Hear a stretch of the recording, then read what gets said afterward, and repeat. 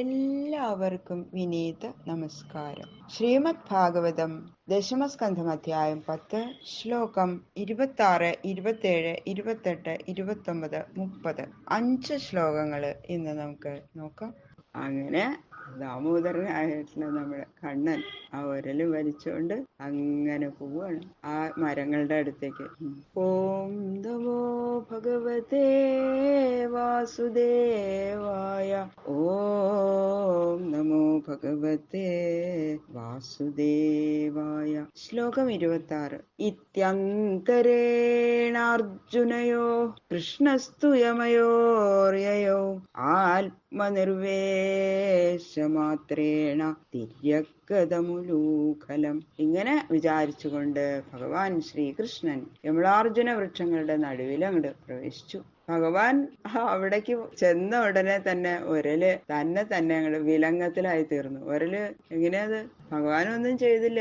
ഒരലിനെ വിലങ്ങത്തിലാക്കാൻ വേണ്ടി അധ്വാനമൊന്നും ചെയ്തില്ല എന്നാ പറയുന്നത്. ഭഗവാന്റെ ഇച്ഛ അനുസരിച്ച് ആ വിധത്തിലായി. അത് കാണിക്കാൻ വേണ്ടിയിട്ടാണെന്ന് ആത്മനിർവേശമാത്രേണ എന്നുള്ള ആ പദം. തന്റെ പ്രവേശം കൊണ്ട് തന്നെ അർജുന വൃക്ഷങ്ങളുടെ നടുക്കലങ്ങട് എത്തിയപ്പോ തന്നെ ഒരല് വിലങ്ങത്തിലായി തീർന്നു.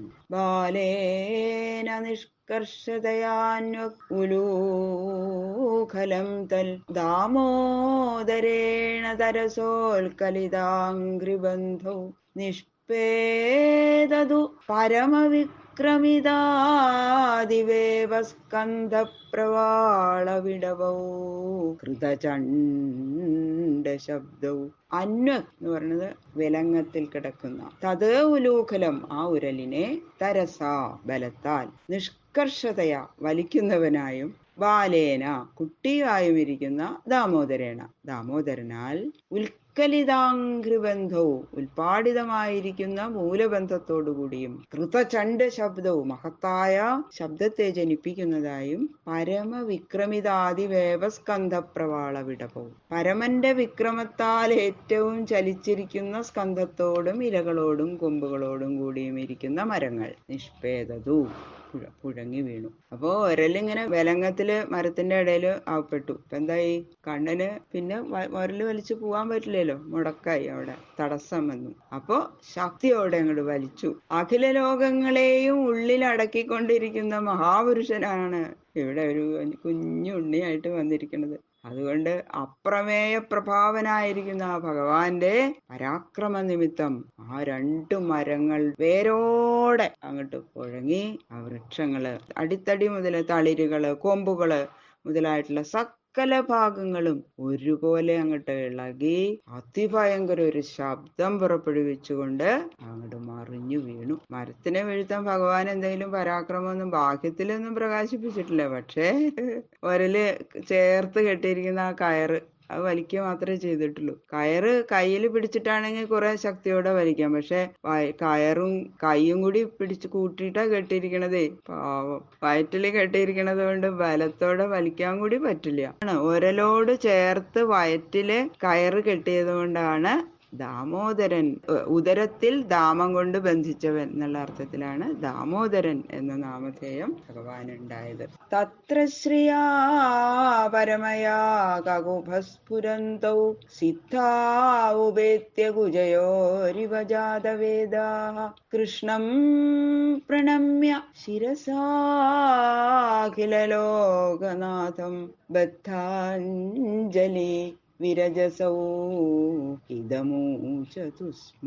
മരങ്ങളങ്ങോട്ട് പുഴങ്ങി വീണപ്പോ അതിൽ നിന്ന് പുറപ്പെട്ട ആ മൂർത്തിമത്തായ അഗ്നി എന്ന പോലെ ദിവ്യ കാന്തി കൊണ്ട് 4 ഭാഗങ്ങളെയും പ്രകാശിപ്പിക്കുന്നവരും അഹങ്കാരം ലേശമില്ലാത്തവരും പൂർവ്വരൂപത്തെ പ്രാപിച്ചവരുമായ ആ നളകൂപര മണിഗ്രീവന്മാര് സമസ്ത ലോകത്തെയും രക്ഷിക്കുന്ന ദിവ്യമംഗളമൂർത്തിയായ ആ ശ്രീകൃഷ്ണ ഭഗവാനെ ശിരസ്സുകൊണ്ട് സാഷ്ടാംഗം നമസ്കരിച്ച് ഇങ്ങനെ പറഞ്ഞു.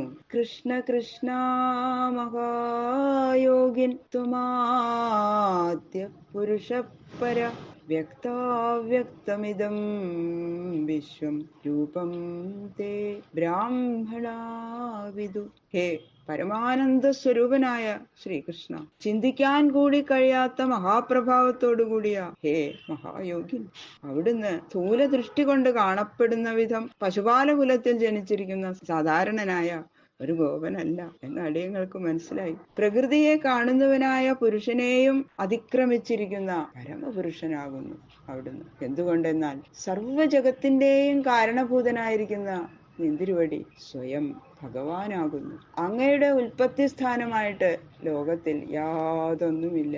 എന്നാൽ സ്ഥൂല സൂക്ഷ്മ സ്വരൂപമായിരിക്കുന്ന ഈ സമസ്ത ലോകവും നിന്തിരുവടിയിൽ നിന്ന് ഉണ്ടായതാണ്. ഈ സമസ്ത ലോകവും അങ്ങയുടെ സ്വരൂപം തന്നെയാണ് എന്ന് ബ്രഹ്മസ്വരൂപത്തെ നന്നായി അറിഞ്ഞിരിക്കുന്ന ബ്രാഹ്മണര് അറിയണു. അതുകൊണ്ട് ഞങ്ങളെ അനുഗ്രഹിക്കാൻ വേണ്ടി ഈ ഉലൂഖലത്തെയും വലിച്ചുകൊണ്ട് ഈ സ്ഥലത്തിൽ വന്ന് ഞങ്ങളുടെ സ്ഥാവരാവസ്ഥ നശിപ്പിച്ച് ഈ ദിവ്യ വിഗ്രഹ ദർശനം തന്ന് അനുഗ്രഹിച്ചതിൽ ആശ്ചര്യമില്ല.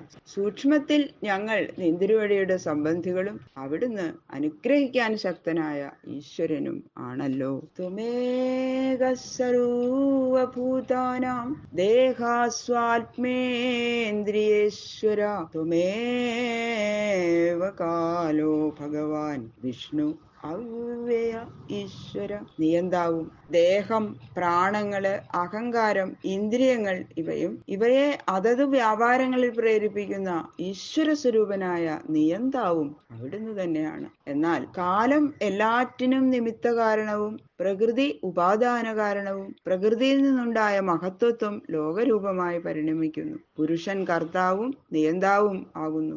ഇങ്ങനെ ലോകവ്യാപാരം നടന്നുകൊണ്ടിരിക്കയാൽ എനിക്കതില് നിയന്ത്രിത്വം എങ്ങനെയാ എന്ന് അവിടുന്ന് വിചാരിക്കുന്നുണ്ടെങ്കിൽ അതിന്റെ ഉത്തരം അടിയങ്ങൾ പറയാം. നിന്തിരുവടി ഭഗവാനെ, അവിടുന്ന് സർവവ്യാപിയായ ഭഗവാനാകയാൽ നിർവികാര സ്വരൂപനായ അങ്ങയുടെ ലീലാശക്തിയെ തന്നെ ആണ്. അങ്ങയുടെ ലീലാശക്തിയെ തന്നെയാണ് കാലം എന്ന് പറയുന്നത്.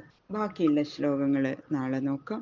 സർവത്ര ഗോവിന്ദ നാമ സങ്കീർത്തനം. ഗോവിന്ദ ഗോവിന്ദ ഗോവിന്ദ.